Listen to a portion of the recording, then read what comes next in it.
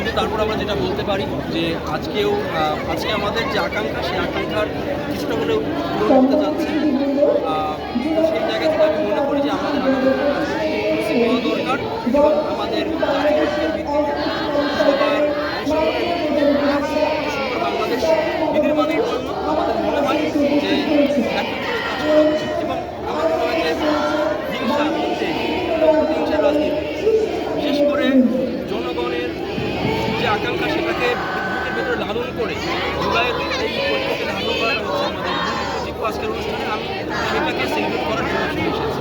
এমনিতে আমি আমার কোনো দল বা এরকম কিছু নেই। আমি শুধু বাংলাদেশ এই ছাত্র জনতার আকাঙ্ক্ষাকে ধারণ করি। জুলাই যেমন ছিল এখন এসেছে হয়নি, সে প্রতিফলনের জন্য আমরা সোচ্চার। আগামীতে কথা বলবো, এখন তো কথা বলছি, আগেও কথা বলছি।